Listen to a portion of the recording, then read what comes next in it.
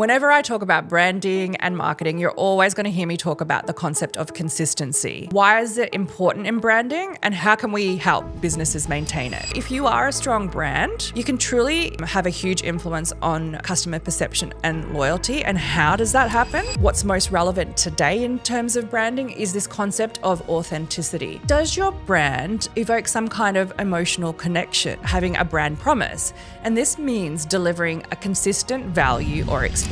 Welcome to The Disruptionists, where the status quo has no seat at the table. I'm Jess Singh, and this is your invitation to join the movement of game-changing, boundary-pushing strategies that will take your marketing, branding, and customer journey to the next level. Let's get disruptive. What is branding? Well, the good news is that I'm here to give you a crash course in what branding is all about in just 10 minutes. So let's start at the very beginning. In simple terms, we're trying to figure out what branding is and why it's actually important for businesses. So it's basically coming down to one really, really important thing, right? Branding is about how a business is able to present itself. Sometimes people are thinking it's the logo, it's the color, it's the messaging, but it's actually more than that. It's all the things that a brand makes someone feel. It's something that helps them recognize and remember you. It's often the things that also differentiate you from your competitors. So I guess one of the biggest things that we're trying to do is also make you easily identifiable, and this is what your brand has to do. It's all around building trust and credibility, and honestly, we need to just keep focusing on what it is that you do that makes you unique. Sometimes we can do this through the emotional connections that we're trying to create. So when I think about brand, I think about my goal as creating like absolutely raving loyal fans. It's something that the brand owns. It's not something that you can necessarily market. So let's break it down further. What are the key elements that make a brand successful? Guys, let's start at the very beginning when we talk about the purpose of our brand. If we are super clear about our mission and values, that is articulating one aspect of your brand which everyone is going to care about. Another word that we talk about when it comes to brands is brand identity. So this is where we can go back to the very important aspects of logo, colors, fonts. Whatever you choose, it has to be distinctive in some way so people immediately recognize it like they would for Tiffany's Tiffany Blue. Their brand identity is something that almost everyone would know about universally. Another aspect of making your brand super successful is being very consistent in your messaging. Having a unified tone across all platforms is so important. So whether it's, on your website, whether it's through your newsletter, or whether it's on all different types of social media channels, you need to still have a unified tone. So if you're funky and you're cool, make sure you're funky and cool across all of those channels. The other thing is that you always maintain some kind of customer focus and really, really understand your audience's needs. The best brands are the ones that truly get their customers and then able to convert them into raving fans, as we talked about once before. The other thing is, does your brand evoke some kind of emotional connection? We know that creating loyalty and trust is actually a huge part of having a great brand. Why? Because it means that you don't have to necessarily go out there and do the hard work of constantly acquiring new customers when your loyal customers become your advocates and end up maybe bringing traffic your way without having to constantly invest in marketing at the top of a funnel. Another thing that we talk about in this whole world of branding is having a brand promise.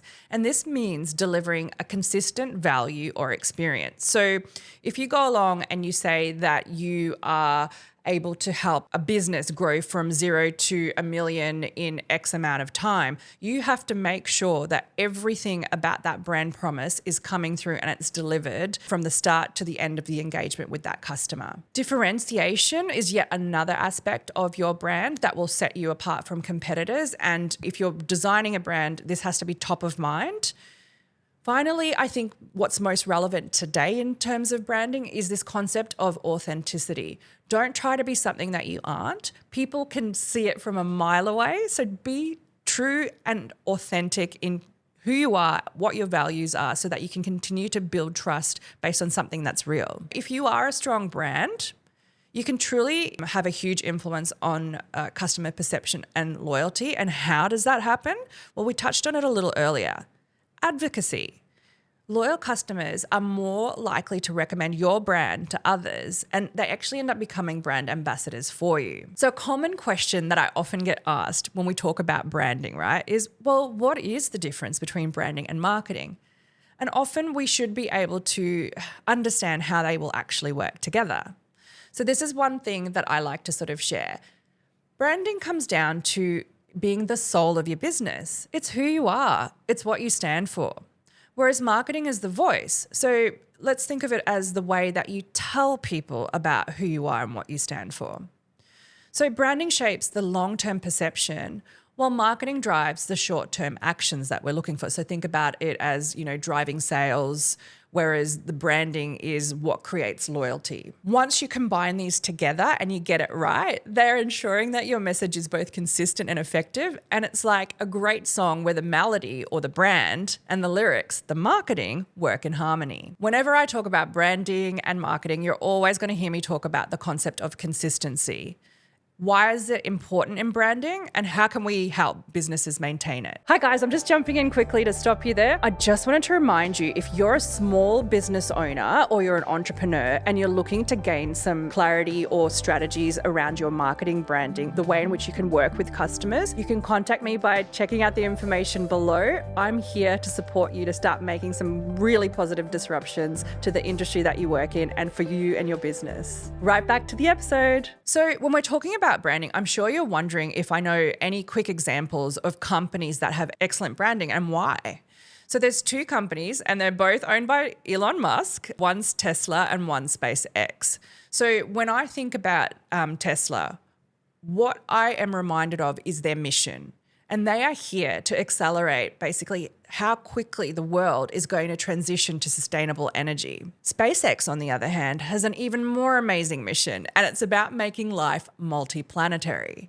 Now, these are big, bold missions that these brands have, and they're actually known about. So I guess one of the ways to contextualize this is SpaceX is not the only company that's trying to launch rockets into space and do things out there. There's probably about 150 other companies that are trying to win the same race. But have you heard of them? No.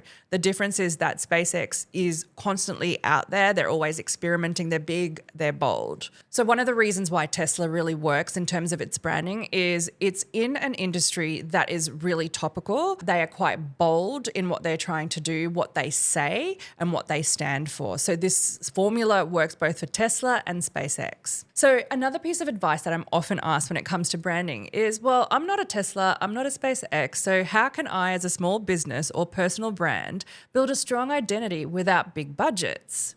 There's a couple of things that we can do. So one of the first things is you too can clarify your purpose. Literally go out there and define your brand, mission, and values. And guys, this is something that a lot of brands, you might think you've done it, but how often are you actually out there and actively sharing it? The other thing is be super consistent with your visuals. I've seen quite a lot of people with amazing brands, but that doesn't translate, from their website across to their socials. So use cohesive logos, be really smart about the colors that you're using, and be consistent with the fonts as well. The other thing is really think about the voice that your brand has.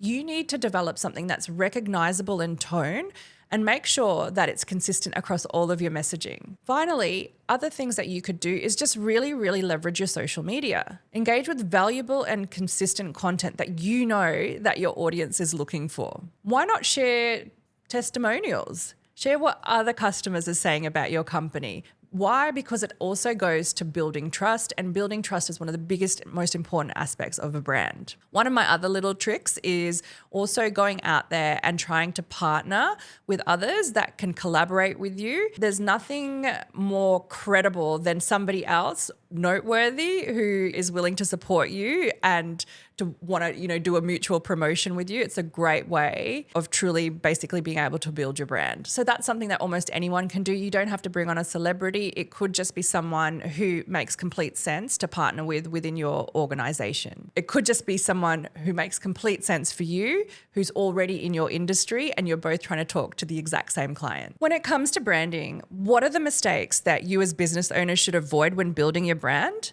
Well, let's think about the fact that we're often pressured to feel as though we need to copy our competitors. Mimicking others instead of showing your unique value will never get you anywhere. It will never help you create your own community of raving fans who like you for you. The other thing that I've noticed is that people often go out there and they ignore the customer feedback. If you're not able to adapt your brand based on what customers are telling you through whether it's reviews, through conversations on the phone, when it's customer support or service, you're really doing your brand a disservice. Sometimes we need to be able to pivot the brand to really and truly match what it is our customers are saying that they need. The other thing is, guys, it's so common to neglect this emotional connection that we're trying to create with our customers because we are like the absolute advocates of the product that we're selling. There's something amazing and magical about it, but unless you build that emotional connection with your audience, the best product in the world just won't sell. It won't connect with audiences. They won't think that they need it because they will feel that you don't understand them. So everyone, I hope that gives you a great idea of what actually branding is and more to the point, what it's not.